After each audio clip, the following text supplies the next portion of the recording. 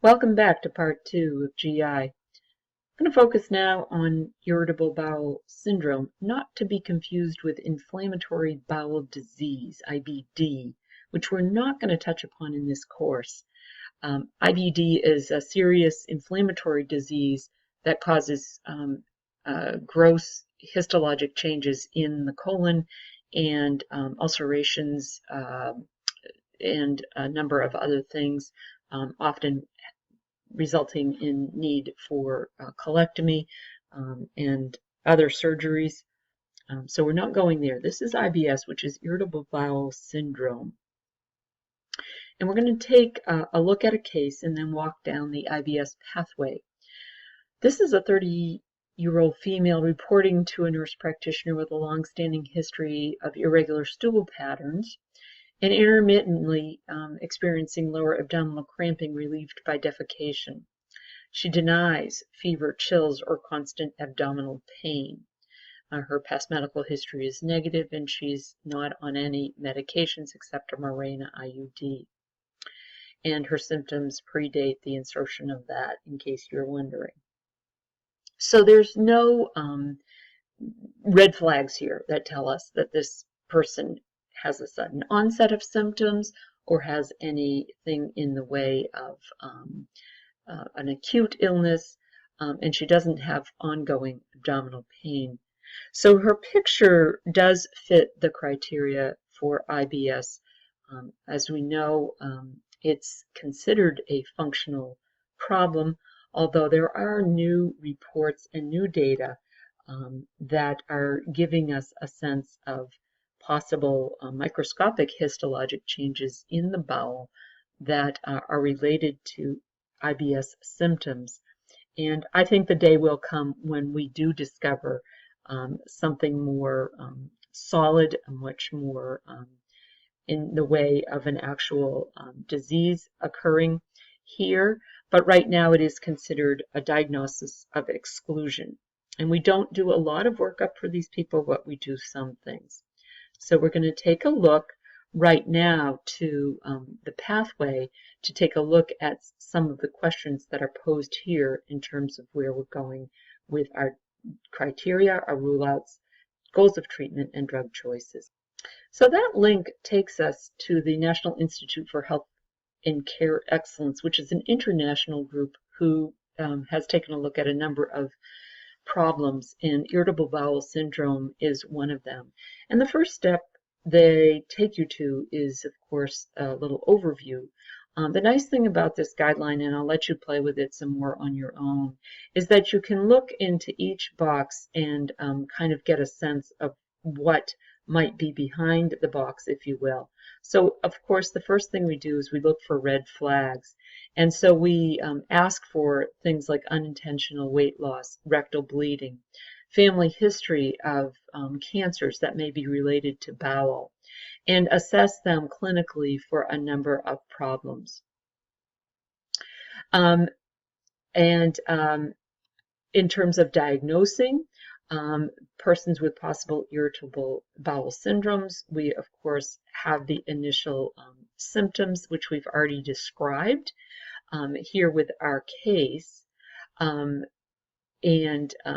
there are some additional things such as the bloating. There may be some lethargy, backache, bladder symptoms, especially with a constipation type of problem. Confirming the diagnosis, this test, keep in mind, is a test of exclusion. What we're trying to do is rule out irritable bowel, inflammatory bowel disease with this test. So if this test was positive, it is not a test for IBS, but it is a test to rule out the other. And there are other things that are going to be done too. Keep in mind that some of the terminology on this website is going to have to do with the British terminology and is not going to be American. So then we go into the actual treatment program, and physical activity, of course, is always there in terms of bowel management. For further dietary management, they may be able to be given particular information about special diets. The information about that they can be given has to do with regular meals, times to eat, plenty of fluids, a lot of vegetables, high fiber, although limiting fruits, and avoiding things like sorbitol, and then increasing certain fibers to control certain symptoms. First-line pharmacologic treatment, we're going to look at those drugs in a few minutes, depending on the symptoms.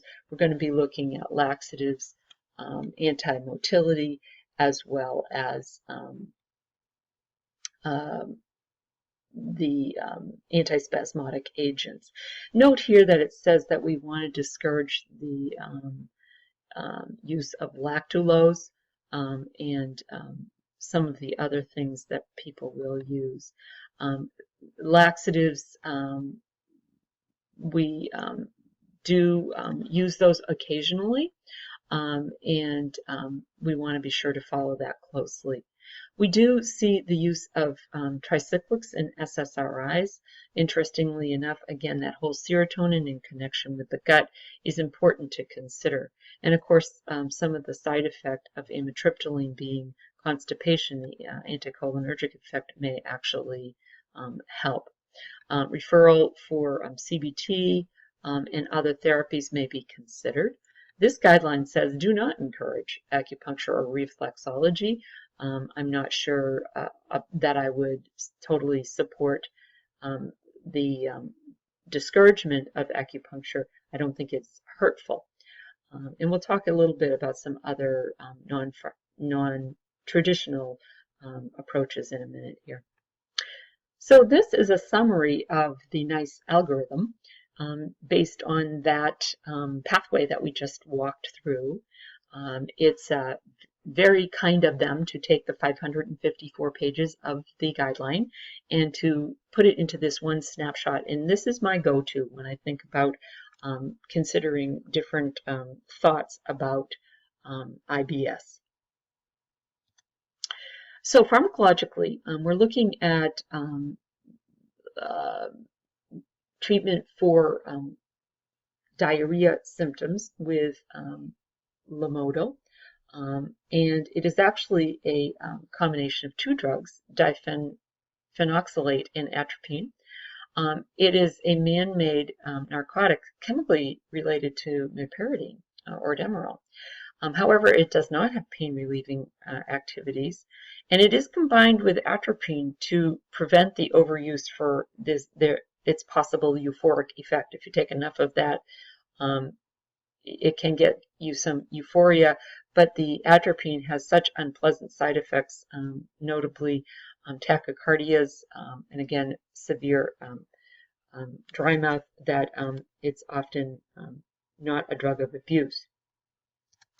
Imodium or loperamide, which is recommended in the NICE guideline for IBS, is an opioid receptor agonist. Again, the large bowel is where this is working and works similarly to morphine.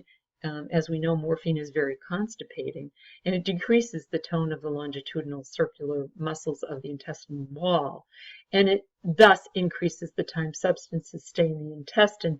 Thus, more water is able to be absorbed out of the fecal matter and decrease the looseness of those stools. So the third class of drugs that people use for IBS, besides the antidiarrheal and the anti-constipation drugs, are antispasmodics. And dicyclomine, which is an old drug, anticholinergic, again, it blocks the effects of acetylcholine and thus reduces the contraction of muscles in the intestines. And a lot of folks with, regardless of the type of IBS, whether they are diarrhea predominant or they are constipation predominant or a mixture, will often have symptoms of spasm, and these antispasmodics kind of help them functionally. Of course, you know the side effect profile. This is an anticholinergic drug. I'll leave it at that. Now, probiotics. I think a lot of people use probiotics without any particular recommendation. It's not in the guideline.